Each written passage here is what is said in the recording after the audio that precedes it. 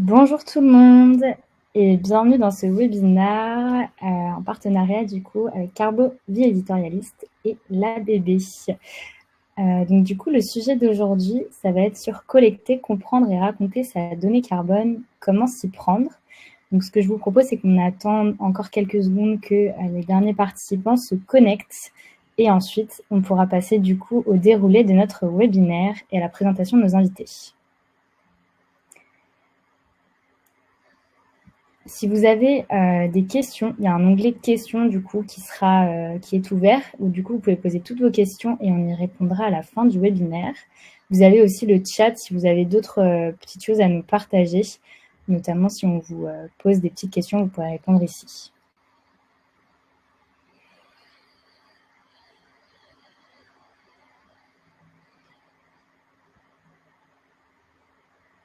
Et bonjour à tous ceux qui se connectent et qui nous envoient un petit message.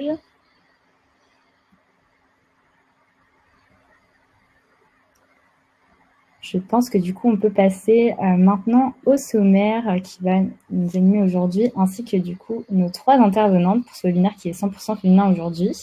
Donc tout d'abord, vous avez Ophélie qui est spécialiste bilan carbone chez Carbo, Juliane qui est brand manager chez Vie Éditorialiste et Cécilia qui est directrice communication corporate chez ABB. Donc aujourd'hui, on va un peu se répartir la parole en vous présentant tout d'abord Carbo Éditorialiste, ainsi que ce qu'est le bilan carbone, comment comprendre sa donnée carbone, comment la raconter, avec un case study du coup que pourra vous présenter Cécilia, et enfin une clôture avec la FAQ. Donc pour la première partie, je vais laisser la parole à Ophélie. Bonjour à tous, enchantée, donc Ophélie de Carbo. Donc je vais commencer par vous parler dans un premier temps donc de Carbo et puis pour commencer, on va planter un peu le contexte. Pourquoi sommes-nous ici aujourd'hui? Eh bien, tout simplement, je pense que vous avez pu le ressentir, on parle beaucoup de RSE depuis quelques années. Donc la RSE, responsabilité sociétale des entreprises, c'est-à-dire que les entreprises, en plus d'avoir un objectif de pérennité, vont également prendre en compte dans leur stratégie des questions environnementales et sociétales. Et donc, il y a de plus en plus de pression sur les entreprises à aujourd'hui pour intégrer dans leur stratégie des éléments de RSE.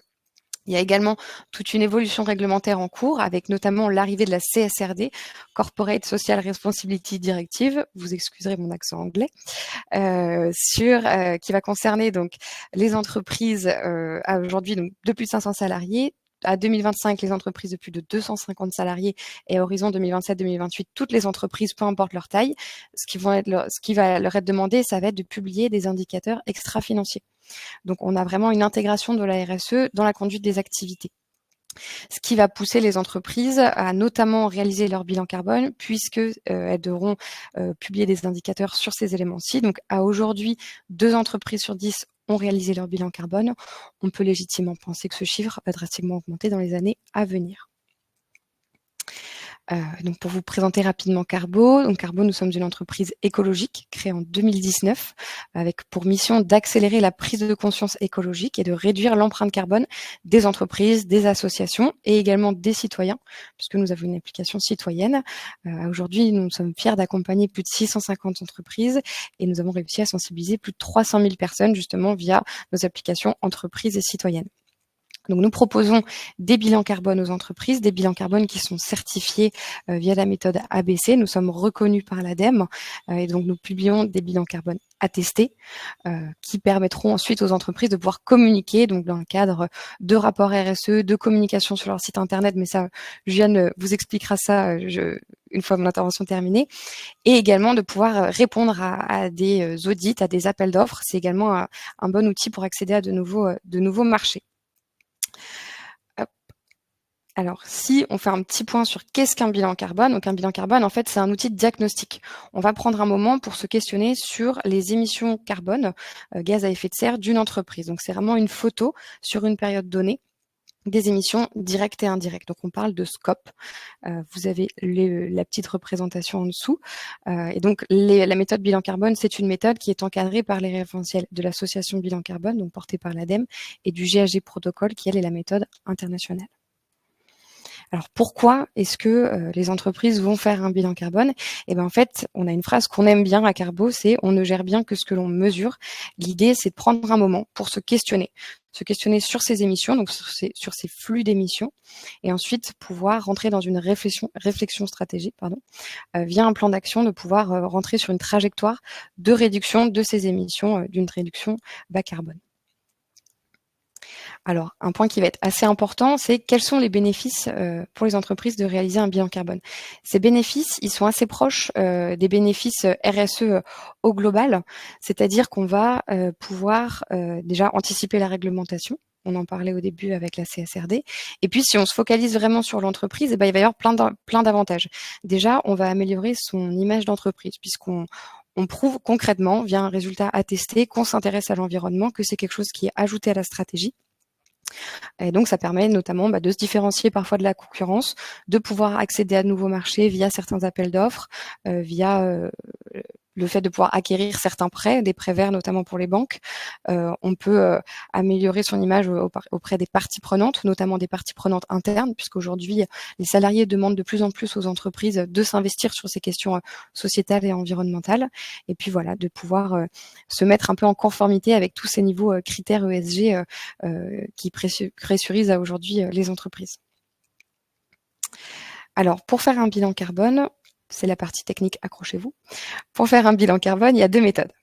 La méthode de données monétaires et la méthode de données physiques. C'est-à-dire, pour la méthode de données monétaires, que l'entreprise va fournir des données monétaires. Donc, on va se baser sur le bilan comptable. Et pour chaque ligne, on viendra trouver un facteur d'émission monétaire. Cette méthodologie, elle est plus simple. Elle permet aux entreprises d'avoir un résultat plus rapidement. Néanmoins, elle est beaucoup plus imprécise parce que si on prend l'exemple, par exemple, d'un billet d'avion, on n'aura que le montant pour le billet d'avion. On n'aura pas plus d'informations sur la distance, sur le type de compagnie, etc. La méthode de données physiques, on va venir trouver un facteur d'émission physique, notamment dans ce cas précis de la distance. Donc ça permet d'être beaucoup plus précis sur le résultat et donc d'avoir un résultat qui est plus corrélé à la réalité et ensuite un plan d'action qui est beaucoup plus intéressant à venir exploiter. Donc nous, chez Carbo, on essaie vraiment de prioriser les données physiques en priorité, puisque notamment on travaille avec des entreprises à taille humaine, donc des entreprises pour qui c'est important d'avoir un résultat qui pourra en fait après permettre un vrai ajout à la stratégie. Et donc Carbo, on propose un outil pour réaliser ces bilans carbone, un outil qu'on a voulu facile d'utilisation, qui soit très accessible aux entreprises. On va s'adresser notamment à des entreprises qui n'ont pas forcément de service RSE. Et donc l'idée de ce qu'on a voulu faire, c'est vraiment quelque chose de ludique, où on va demander des informations à l'entreprise, avoir un résultat à tester, mais via des livrables qui sont plutôt colorés, où on va avoir plaisir à faire ce bilan carbone, à l'ajouter à la stratégie sur le long terme pour pouvoir vraiment mettre en place ces actions et rentrer sur une vraie trajectoire. Le but, c'est vraiment que l'entreprise utilise notre outil sur plusieurs fois dans l'année, qu'elle puisse... je partais un peu n'importe quoi. Nous, pour la collecte notamment, donc qui est une partie qui va être assez chronophage pour les entreprises, puisque c'est là où on va vraiment vous demander d'agir. On a un mode collaboratif pour intégrer vraiment l'ensemble des salariés à l'entreprise, parce que c'est un élément clé, c'est vraiment quelque chose qu'on porte fortement chez Carbo. Il faut vraiment engager tout le monde dans cette phase de collecte, primo évidemment, mais également ensuite dans la phase de mise en place des actions, parce que parfois il y a de la résistance au changement, et donc expliquer dès le début l'intérêt du bilan carbone, pourquoi est-ce qu'on le fait, qu'est-ce que ça apportera, et ben ça permet vraiment de faire vivre ensuite le projet et la trajectoire de réduction par la suite. Donc, on a notamment ce questionnaire salarié. Donc, le questionnaire salarié, c'est un questionnaire qu'on diffuse à l'ensemble des équipes, qui est très rapide, c'est 5 minutes. Chaque salarié aura des questions simples auxquelles il faudra répondre sur ses habitudes de travail. Donc, on a listé quelques-uns des éléments, notamment les déplacements, les repas, les déchets, etc. L'intérêt, c'est qu'en sortie, il aura son résultat professionnel. Donc, ça permet vraiment d'embarquer les gens dans le projet et de les faire un petit peu prendre conscience des émissions pour ensuite vouloir agir pour l'entreprise.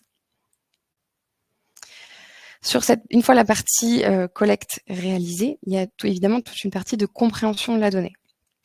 Donc là, à Carbo, on fera une réunion de restitution pour vous expliquer les résultats, pour vous expliquer où est-ce que vous positionnez dans un benchmark, etc.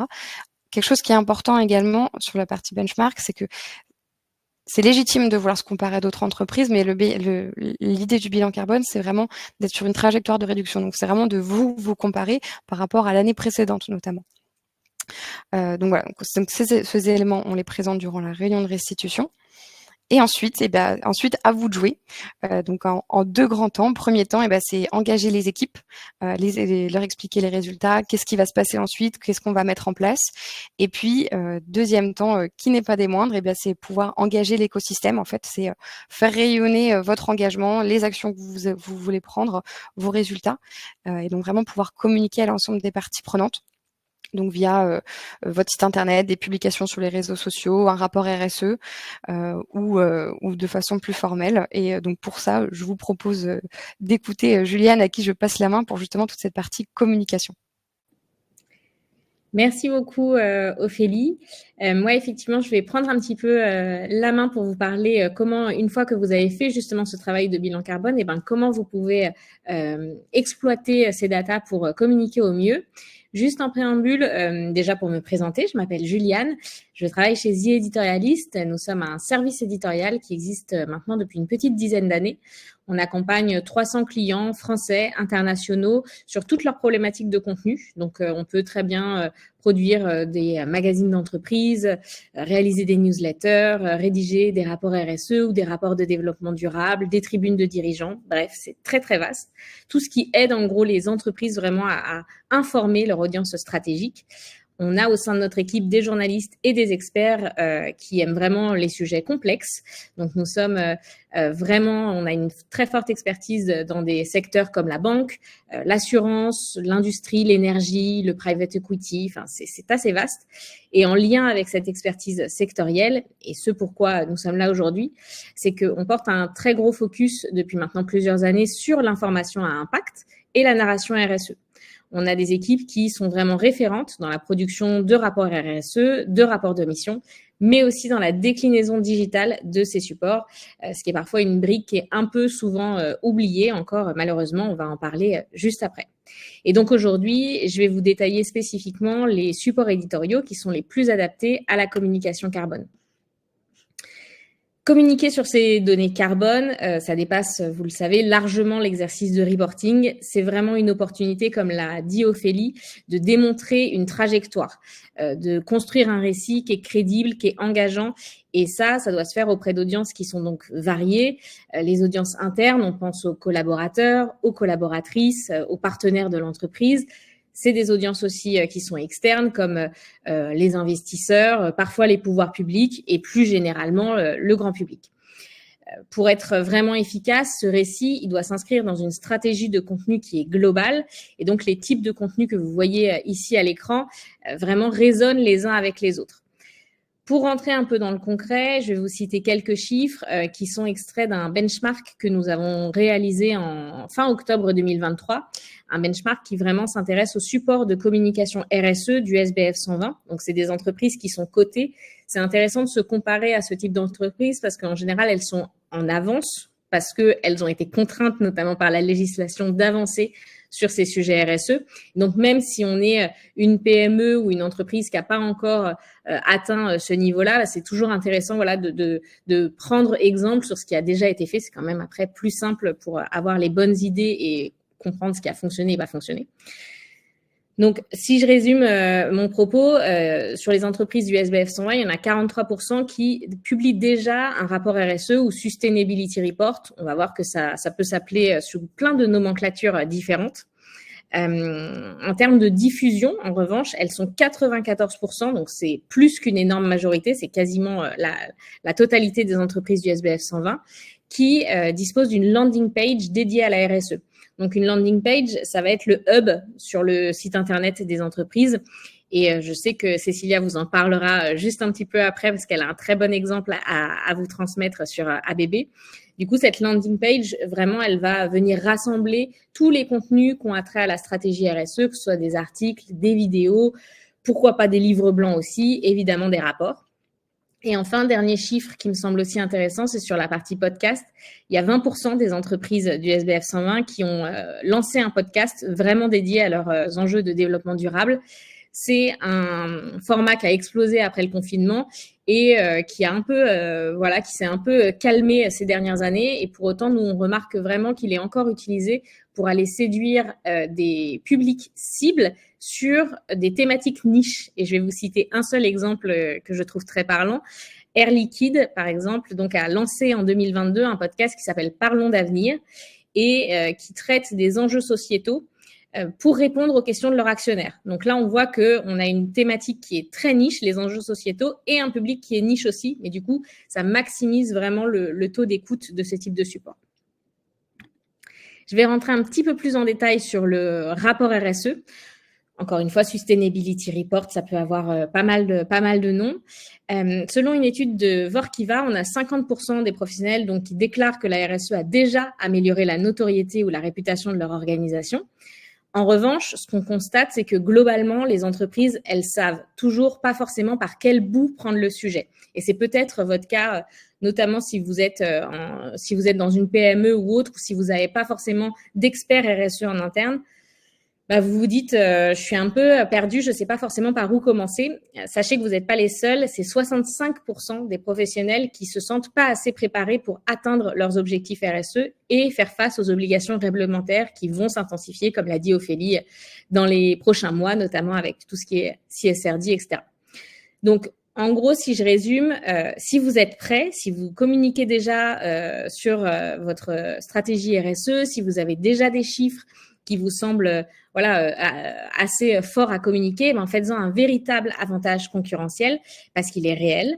En revanche, si vous n'êtes pas encore tout à fait prêt, si vous vous posez encore beaucoup de questions sur quoi communiquer, comment communiquer sur vos engagements, vous n'êtes pas les seuls et on est là notamment pour vous accompagner. C'est évidemment une pratique de marché, le rapport RSE. Donc, comme je l'ai dit un petit peu avant, c'est en termes d'entreprises cotées, on est quand même sur une forte part des entreprises qui communiquent déjà via ce support, le rapport RSE.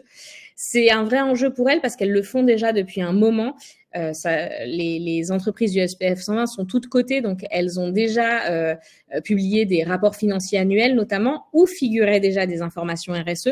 Cependant, là, l'objectif d'un rapport dédié à la RSE, c'est justement d'extraire cette stratégie RSE des informations financières. Souvent, tout était un peu mélangé. Là, l'objectif de ce support, c'est vraiment d'avoir quelque chose qui va raconter cette stratégie.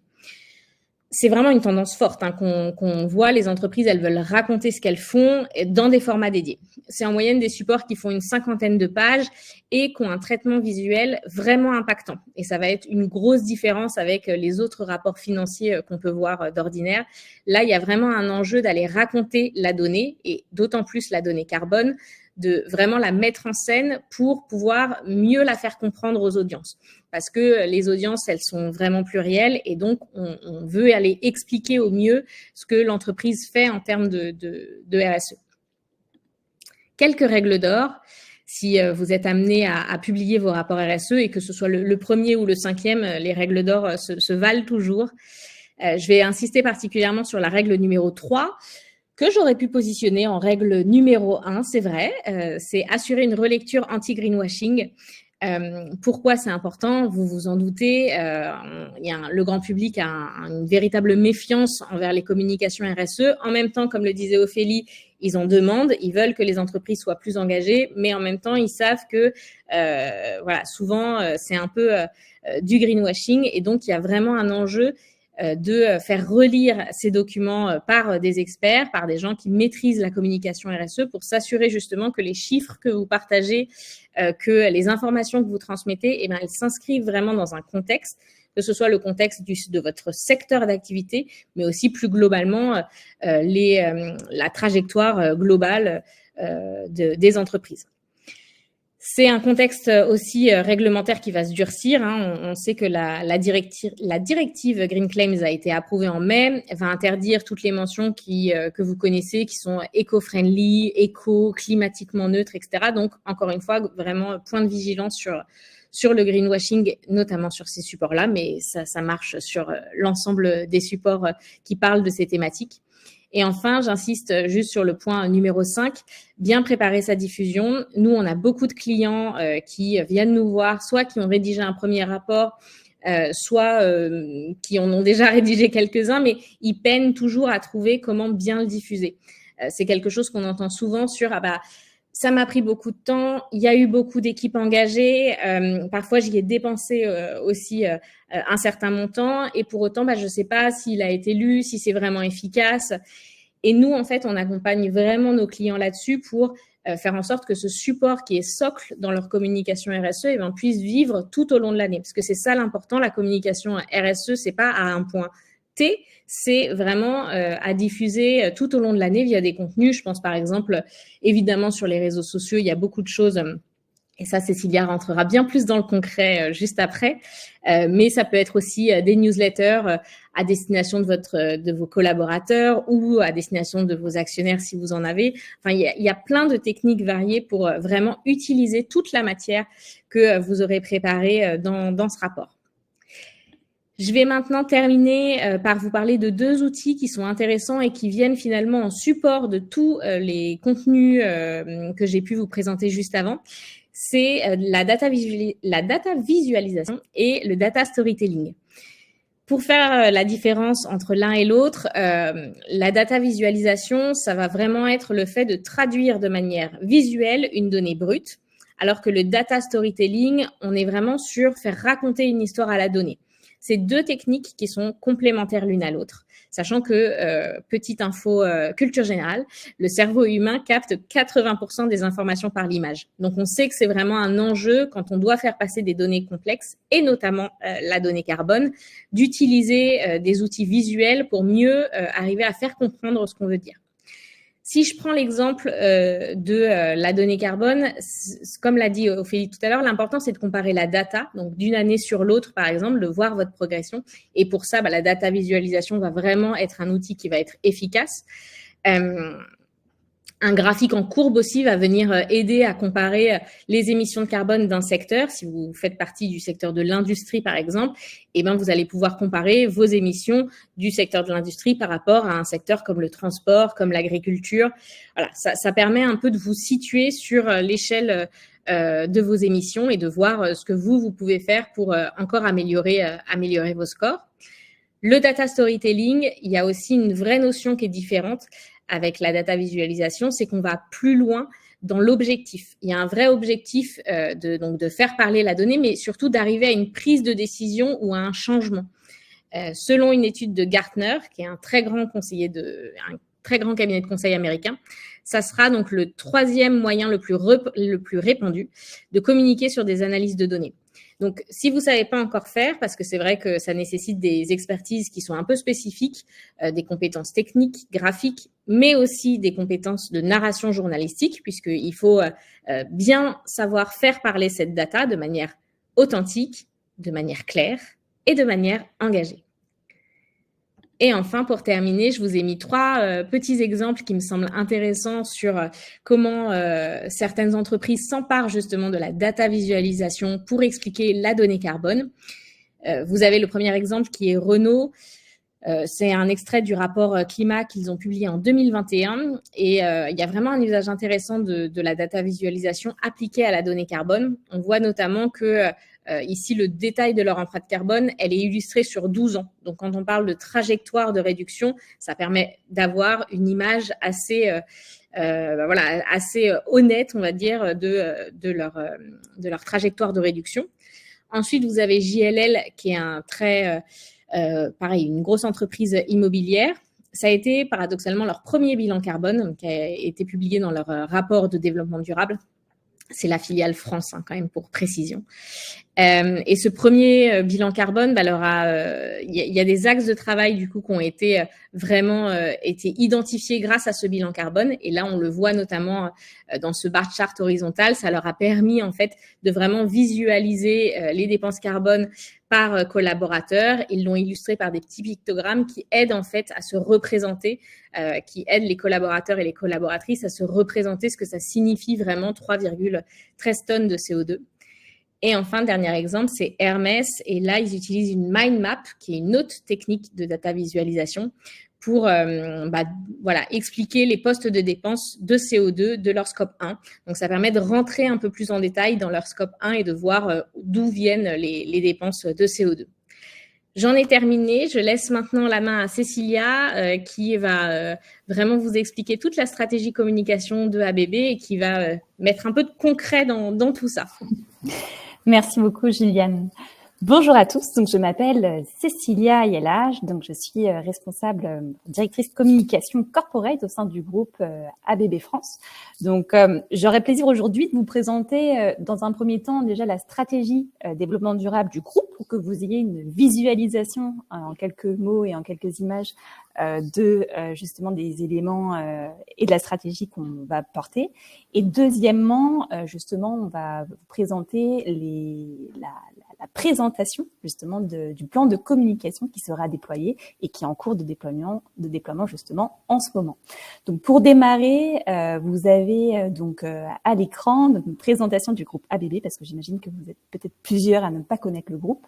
Donc le groupe est leader mondial dans les nouvelles technologies. On propose différentes solutions qui sont concrètes, qui sont innovantes pour pouvoir réduire notamment les consommations énergétiques de nos partenaires et de nos clients. On est présent dans plus de 100 pays et on a plus de 105 000 collaborateurs à travers le monde. Pour vous donner une vision d'ensemble, je dirais, de cette stratégie, on a une stratégie qui est vraiment organisée en 3 piliers différents. Le premier pilier, c'est qu'on est véritablement engagé pour contribuer à une société qui soit bas carbone. Donc, on a un objectif qui est concret, on va le voir juste après, avec un véritable plan d'action pour pouvoir réduire au maximum nos émissions de carbone. Deuxièmement, on favorise le progrès social. Donc, on est véritablement engagé pour prendre soin, bien évidemment, de nos collaborateurs, mais au-delà de ça, pour pouvoir promouvoir, en tout cas, ce progrès social à travers le monde et globalement dans l'humanité. Troisièmement, on préserve les ressources. Donc, bien sûr, il s'agit de ressources notamment naturelles. On encourage la circularité dans nos différents projets. On prend soin, bien sûr, et évidemment de la biodiversité et on met en place différentes actions, notamment par exemple de recyclage et de réduction des déchets pour pouvoir prendre soin globalement de la nature, puisque c'est une ressource qui est bien évidemment inestimable. Par la suite, donc en slide suivante, on voulait vous donner une vision un peu globale justement de cette stratégie, de cette roadmap. Alors bien évidemment, on n'est pas seul à porter une stratégie, une ambition qui va dans ce sens. On est nombreux aujourd'hui à avoir des ambitions de réduction d'émissions de carbone d'ici 2030 ou au-delà, d'ici même 2050. Concrètement, on s'est aligné à la feuille de route net zéro de l'Agence internationale de l'énergie qui a pour vocation, pour ambition de créer un avenir qui soit sans émissions. Donc, ça peut paraître absolument difficile, peut-être même, en tout cas, très challengeant pour certains. Et pourtant, il y a un véritable plan d'action qui est concret, qui a été préparé en collaboration avec nos nombreuses organisations pour pouvoir arriver à ces résultats. Et donc, dans ce cadre-là, bien sûr, on déploie différentes solutions pour favoriser, je dirais, la réduction des émissions de gaz à effet de serre en proposant notamment, par exemple, de développer les énergies renouvelables, d'améliorer l'efficacité énergétique et de proposer davantage de solutions pour davantage électrifier et automatiser, je dirais, globalement les processus. En slide suivante, pour vous donner quelques chiffres clés, je vais vous en présenter 2. Donc, c'est vraiment un état des lieux, justement, actuellement, je dirais, de notre situation à date pour vous situer en quelques chiffres. Donc, dans un premier temps, on a donc une véritable démarche de réduction des émissions de gaz à effet de serre, notamment sur les scopes 1 et 2. Aujourd'hui, donc sur la période de 2019 à 2022, on a pu réaliser 65% de réduction justement de ces émissions de gaz à effet de serre. C'est colossal et bien évidemment, on ne va pas s'arrêter là, on va le voir par la suite. Deuxième chiffre clé qui est important, on a permis d'éviter à nos clients l'émission de 70 mégatonnes d'émissions de gaz à effet de serre grâce à nos produits, justement sur la période donc de 2019 à 2022. C'est des chiffres qui semblent effectivement importants, colossaux parfois, et en tout cas difficiles parfois à entrevoir ou en tout cas à imaginer. Et pour autant, on déploie donc de véritables solutions qui soient concrètes avec un vrai plan d'action à l'appui pour pouvoir bien évidemment arriver à ce type de performance.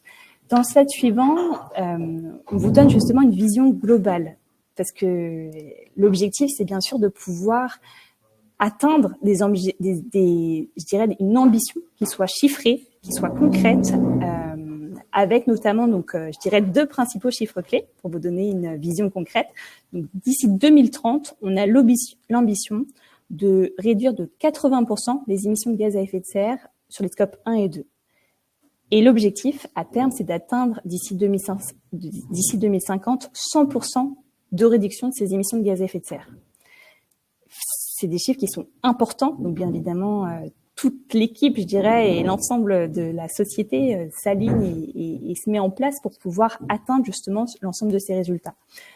Deuxième chiffre qui est important, on accompagne également aussi nos clients à la réduction des émissions de gaz à effet de serre, donc notamment en participant à des réductions, notamment des objectifs de réduction d'émissions de CO2 sur la partie des scopes 3.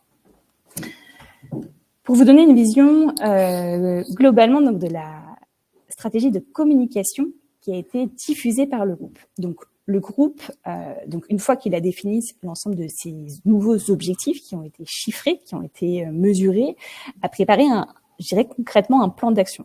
Suite à la réalisation de son plan d'action-là, il faut maintenant communiquer. Communiquer et de 1 en interne auprès des collaborateurs pour qu'ils puissent s'approprier ces éléments de communication et de manière à pouvoir par la suite le restituer. Et deuxièmement, bien évidemment aussi en externe pour promouvoir ces différentes informations et cette nouvelle stratégie pour pouvoir la valoriser au mieux, notamment auprès des investisseurs, de nos clients et partenaires. Donc dans ce cadre-là, ils ont préparé différents supports et outils de communication, notamment donc une présentation qui est assez complète, qui présente justement toute la stratégie avec les chiffres clés et comment justement on souhaite y arriver. Ils ont présenté également une présentation sous format de webinar aux collaborateurs en interne pour que tout le monde puisse justement en prendre connaissance, poser leurs questions en direct si jamais ils en avaient, de manière vraiment à ce que nos collaborateurs deviennent avant tout, et c'est important, des véritables ambassadeurs. Bien évidemment, ils ont complété cette création-là avec une multitude d'actions de communication, comme la création d'une page Internet au niveau du groupe. Ils ont réalisé donc un document Q&A qui permet de pouvoir recenser justement toutes les réponses aux questions multiples qu'on pourrait se poser, parce que c'est des domaines qui sont très techniques et parfois et c'est bien normal que tout le monde ne maîtrise pas forcément. Donc l'idée était de pouvoir apporter des réponses justement au plus grand nombre de personnes possible. Et bien sûr, il y a toute une campagne qui a été extrêmement large, notamment sur les réseaux sociaux. Nous, notre rôle dans le cadre de ce déploiement, c'est bien évidemment et de 1, de porter cette stratégie et de 2, d'accompagner le plan de communication sur notre territoire, notamment sur le territoire français, pour pouvoir le promouvoir et bien sûr, à notre échelle, continuer, je dirais, le déploiement de ce plan d'action pour pouvoir le faire rayonner, l'étoffer et également atteindre l'ensemble de ces résultats. On va le voir juste ici, donc au niveau de la campagne de communication France. Donc on a réalisé, je dirais, de manière complémentaire des actions de communication, donc tant en interne auprès de nos collaborateurs. Donc, on a réalisé un emailing de nos collaborateurs tout simplement pour les informer. On a fait donc une news intranet. On a partagé donc la nouvelle présentation complète en français pour que l'ensemble des collaborateurs puissent s'y approprier. On a communiqué sur les réseaux internes de la société. On a préparé également un call de présentation de cette nouvelle stratégie en français, parce que tout le monde ne parle pas forcément très bien anglais, surtout sur des thèmes assez techniques. Donc, c'est important de rendre accessible et compréhensible la communication. Et bien évidemment aussi en externe où on a déployé donc un communiqué de presse donc pour pouvoir promouvoir justement ces nouvelles ambitions avec à l'appui bien sûr donc de nombreux supports pour pouvoir communiquer efficacement et de manière concrète. Et comme le disait Juliane, c'est très important, et je pense que c'est vraiment la clé aujourd'hui en communication, d'arriver à avoir en support des éléments qui soient graphiques.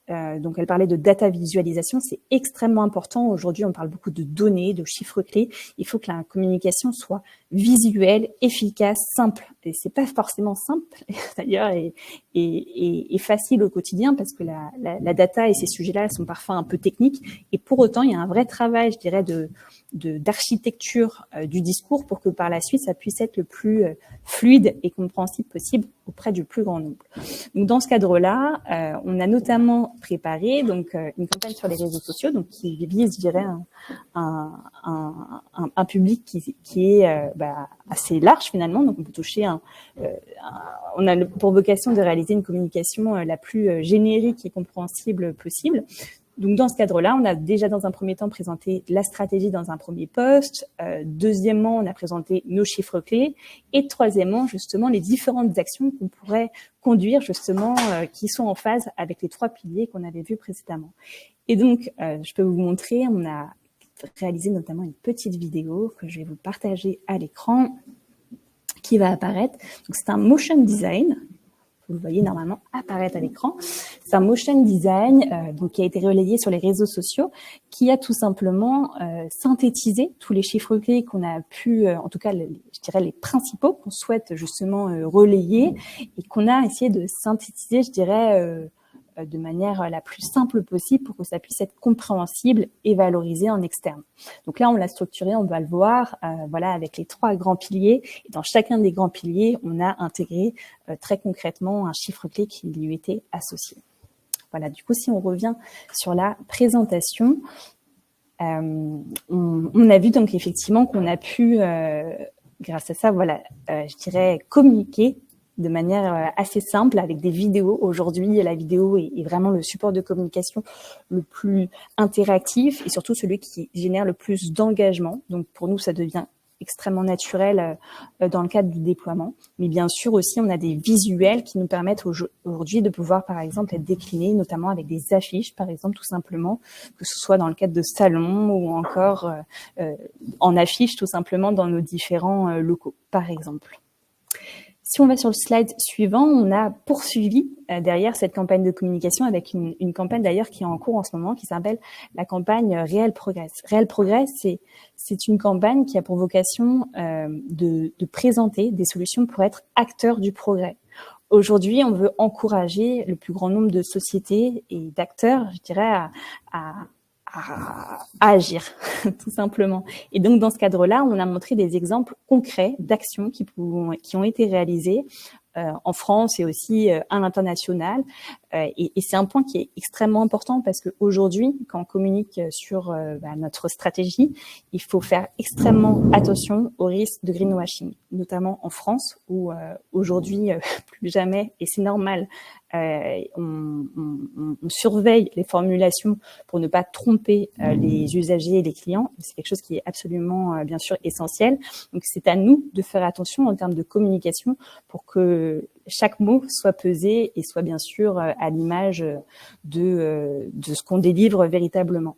Donc, dans ce cadre-là, on a présenté donc des case studies, des études de cas clients concrètes justement qui montrent les actions qui ont été réalisées et qu'on peut du coup proposer aujourd'hui pour montrer véritablement ce qui a été dévoilé et ce qui est possible justement d'activer avec des solutions qui sont concrètes aujourd'hui et qui pourraient être déployées potentiellement.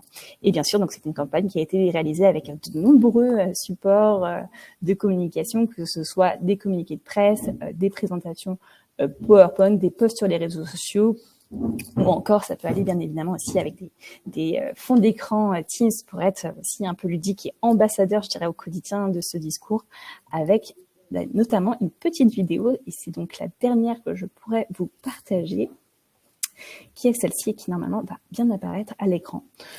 Donc là, c'est vraiment un mini-clip. Alors, je ne vais pas tout vous montrer parce qu'on en a beaucoup des vidéos, on a des grosses vidéos de 2 minutes, et on a notamment des mini-clips qu'on a pu réaliser sur différents secteurs qui partagent, je dirais, nos différents, justement, messages clés et qui permettent de pouvoir très facilement relayer ces différents éléments de manière synthétique et visuelle. Et voilà, pour finir en 2 mots, donc et c'est le cas de beaucoup d'entreprises, que ce soit des grands groupes ou encore des PME, tout le monde, je pense, agit en ce moment pour réduire globalement leurs émissions de gaz à effet de serre et avoir un impact positif aujourd'hui sur l'humanité et sur notre planète. Et donc très concrètement, on a créé un mouvement qui s'appelle le mouvement de l'efficacité énergétique, qui a pour vocation de partager justement des solutions concrètes qu'on peut aujourd'hui réaliser, que ce soit en bonne pratique ou en tout cas des solutions un peu plus techniques qui permettent aujourd'hui de réduire considérablement notre émission de gaz à effet de serre. Et donc, dans ce cadre-là, si jamais vous êtes intéressé, n'hésitez pas, vous avez le nom du site qui apparaît à l'écran. Et donc, on sera ravis de vous retrouver. Voilà, merci à vous. Merci du coup à nos 3 intervenantes pour ces présentations du coup assez riches sur comment collecter, comprendre et raconter sa donnée carbone. Il nous reste 5 minutes du coup pour répondre à vos questions si jamais vous en avez. Donc si jamais vous avez des questions, vous pouvez les poser du coup dans le chat ou même dans l'onglet questions, qu'on puisse y répondre du coup en live avant de clôturer ce webinaire. Vous avez du coup bien entendu sur la slide les contacts de Ophélie et de Juliane si vous souhaitez leur envoyer un email ou même les contacter par téléphone si vous avez des questions du coup sur Vie Éditorialiste et ensuite sur Carbo.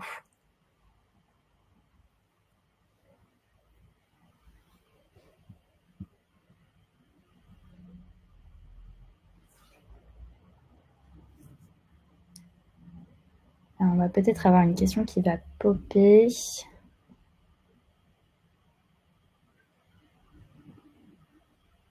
Merci Alexandra.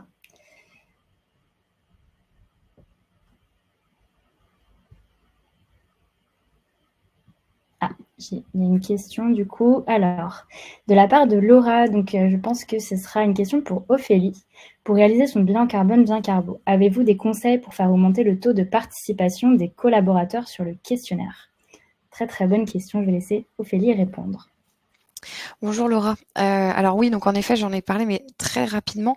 L'idée, c'est vraiment d'engager l'ensemble de ces parties prenantes dès le début, donc notamment les salariés, de leur faire bien comprendre l'intérêt du bilan carbone, ce que ça va leur apporter à la fois pour l'entreprise et puis en termes d'impact global. Hein, comme Cécilia le disait, on n'a qu'une seule planète.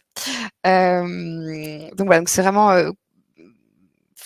travailler sur le pourquoi, sur la vision. Et puis après, il y a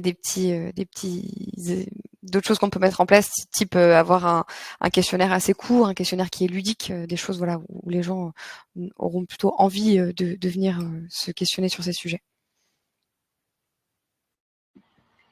Merci Ophélie pour cette première réponse. Est-ce que du coup ça répondait bien à votre question, Laura? J'imagine que oui. J'ai une autre question du coup de la part de Expert Consult Hybride. Carbo peut-il former des formateurs, des vérificateurs, voire des experts? J'imagine des experts carbone. Je pense qu'Ophélie, tu vas pouvoir aussi répondre à cette question. Oui, alors malheureusement, c'est quelque chose qu'on ne fait pas. La formation au bilan carbone pour pouvoir en réaliser et qu'il soit attesté est porté par l'ADEME. Donc, je vous conseillerais de contacter l'association Bilan Carbone pour voir directement avec eux. Merci Ophélie. Donc, il nous reste 2 petites minutes pour répondre à vos dernières questions si vous en avez.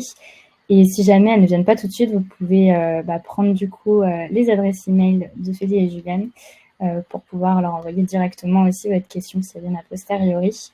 Le replay vous sera envoyé du coup par email ainsi que mon contact si jamais vous avez aussi d'autres questions. Alors, hop. Écoutez, s'il n'y a pas d'autres questions, je pense qu'on va pouvoir clôturer ce webinaire. Donc, je tenais à remercier du coup Juliane, Cécilia et Ophélie d'avoir participé, de nous avoir permis ce riche échange. Merci à vous d'avoir participé aussi. Et puis, je vous dis à la prochaine du coup pour un nouveau webinaire. Et bon après-midi et bon appétit à vous tous. Merci beaucoup. À bientôt. Merci beaucoup à tous. Bonne journée. Au revoir.